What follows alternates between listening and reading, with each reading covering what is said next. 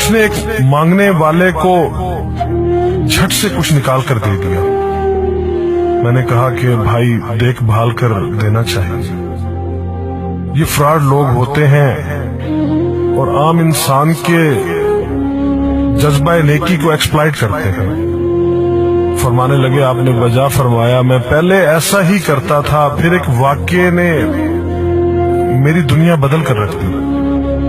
میں دھرم پورہ لاہور میں اپنے گھر سے سائیکل پر نکلا تھا کہ ٹھیکیدار سے اپنے بقایا جات وصول کر لوں۔ میں اسٹیل مل فکسر تھا اور ایک کوٹھی کے لینٹر کے پیسے باقی تھے، مگر ٹھیکیدار آج کل پر ٹرخا رہا تھا۔ میں سائیکل پر جا رہا تھا کہ ایک شخص اپنا بچہ فٹ پاتھ کے کنارے لٹائے ہسپتال پہنچانے کے لیے ٹیکسی کا کرایہ مانگتا پھر رہا تھا۔ وہ کبھی کسی پیدل کا بازو پکڑ کر ہاتھ جوڑ دیتا، میرا بچہ بچا لے، مجھے ٹیکسی کا کرایہ دے دے، تو کبھی موٹر سائیکل والے کو ہاتھ دے کر روکتا، کبھی کسی کار والے کے پیچھے بھاگتا کہ وہ کار میں اس کے بچے کو ہسپتال پہنچا دے۔ کوئی رکتا تو کوئی نہ رکتا، جو رکتا وہ بھی اسے گھور کر دیکھتا اور آپ والی سوچ کر اسے ڈانٹتا، کام کر کے کھانے کی نصیحت کرتا اور آگے نکل جاتا۔ میں جو سائیکل سائیڈ پر روکے ایک پاؤں زمین پر ٹیکے اس کا تماشا دیکھ رہا تھا، اچانک اس کی نظر مجھ پر بھی پڑی۔ اس نے میری سائیکل کا ہینڈل پکڑ لیا، بھائی جان خدا کے لیے میرے بچے کی زندگی بچا لی، اس کو سخت بخار ہے، آپ نیچے اتر کر اس کو دیکھ تو لیں، آپ کو یقین آ جائے گا، آپ دیں گے تو شاید کسی اور کو بھی اعتبار آ جائے۔ مگر میں بھی آپ کی طرح سوچ رہا تھا۔ پھر جس جارحانہ انداز میں اس نے میری سائیکل کا ہینڈل پکڑ رکھا تھا، لگتا تھا کہ ادھر میں سائیکل سے اترا اور ادھر وہ سائیکل پکڑ کر بھاگ جائے گا۔ میں نے بھی اسے کام کر کے کھانے کی تلقین کی اور پچھلے جمعے میں سنی ہوئی حدیث اس کو بھی سنا دی، کما کر کھانے والا اللہ کا دوست ہوتا ہے، اور اپنا ہینڈل چھڑا کر بڑبڑاتا ہوا آگے چل پڑا۔ حرام خور ہمیں بے وقوف سمجھتے ہیں۔ 2-3 گھنٹے کے بعد جب میں بقایا جات وصول کر کے واپس آیا تو وہ ابھی اسی جگہ کھڑا مانگ رہا تھا۔ بچے کو اب وہ سڑک کے پاس لے آیا تھا اور اس کے چہرے سے کپڑا بھی اٹھا رکھا تھا، وہ دھاڑے مار مار کر رو رہا تھا۔ اب وہ بچے کے کفن دفن کے لیے مانگ رہا تھا۔ میں نے سائیکل کو روک کر پاؤں سے نیچے ٹیکا اور میت کے چہرے کی طرف دیکھا۔ پھول کی طرح معصوم بچہ زندگی کی بازی ہار گیا تھا۔ میرے رونگٹے کھڑے ہو گئے۔ میں نے جیب میں جو کچھ تھا بقایا جات سمیت سب بغیر گنے نکال کر باہر پھینکا، اور اس سے پہلے کہ اس کا باپ میری طرف متوجہ ہو، سائیکل اس تیزی سے چلا کر بھاگا گویا سارے لاہور کی بلائیں میرے پیچھے لگ گئی ہوں۔ میں گھر پہنچا تو میرا برا حال تھا۔ تھوڑی دیر بعد مجھے بخار نے آ گھیرا۔ بخار بھی کچھ ایسا تھا گویا میرے سارے گناہوں کا کفارہ اسی بخار سے ہونا تھا۔ گھر والے مجھے ہسپتال کے لیے لے کر نکلتے اور میں چارپائی سے چھلانگ لگا دیتا۔ مجھے ہسپتال نہیں جانا تھا، میں اسی بچے کی طرح ایڑیاں رگڑ رگڑ کر مرنا چاہتا تھا۔ 2-3 دن کے بعد بخار کو تو آرام آ گیا، مگر میں ذہنی مریض بن گیا۔ مجھے لگتا گویا میرا اپنا اکلوتا بیٹا جو 3ری کلاس میں پڑھتا تھا وہ اس بچے کے کفارے میں مر جائے گا۔ میں نے بچے کا اسکول جانا بند کر دیا۔ بیوی کے بار بار اصرار کے باوجود میں بچے کو اسکول تو کیا دروازہ کھولنے بھی نہیں جانے دیتا تھا۔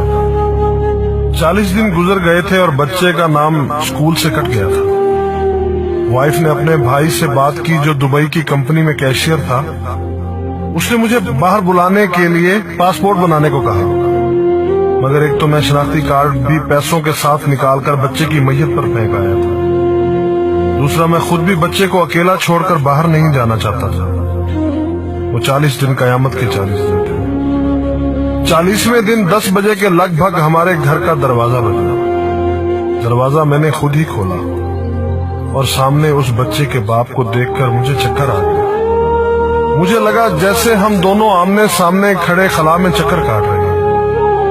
درمیان میں بچے کا چہرہ بھی آ جاتا۔ میری کیفیت سے بے خبر اس باپ نے مجھے دبوچ لیا اور پھوٹ پھوٹ کر رونا شروع کر دیا۔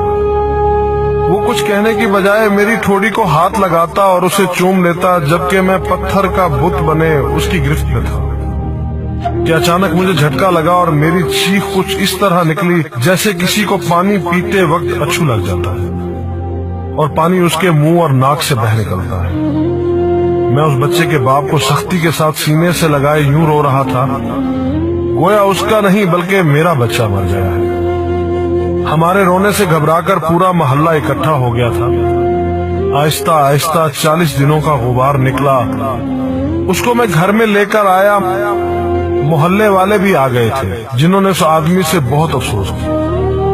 کچھ دیر بعد اس نے اپنی جیب سے میرا شناختی کارڈ نکالا اور مجھے واپس کیا، پھر جیب میں ہاتھ ڈال کر کچھ پیسے نکالے اور میرا شکریہ ادا کر کے کہنے لگا کہ آپ کے پیسے بڑے برکت والے تھے، شاید آپ کے خلوص کی برکت تھی کہ میرے بہت سارے کام ہو گئے۔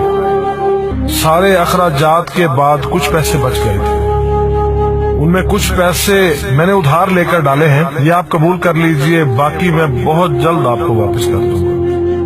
میں نے پیسے واپس لینے سے سختی کے ساتھ انکار کر دیا اور منت سماجت کر کے اسے پیسے رکھنے پر راضی کر دیا۔ اس کے بعد میں یہاں بطور اسٹیل فکسر آ گیا۔ میں جی جان سے کام کرتا تھا، چند ماہ میں ترقی کر کے فورمین بن گیا۔ 3 سال بعد میں نے سالے کی مدد سے اپنی کمپنی بنا لی اور اس بچے کے والد کو بھی اپنی کمپنی میں بلا لیا۔ آج وہ میری کمپنی میں فورمین ہے۔ اس بچے کے بعد اللہ نے اس سے 2 بیٹوں اور 1 بیٹی سے نوازا ہے۔ میں اسے آپ سے ملواؤں گا، مگر اسے سائیکل والا قصہ مت بیان کیجیے۔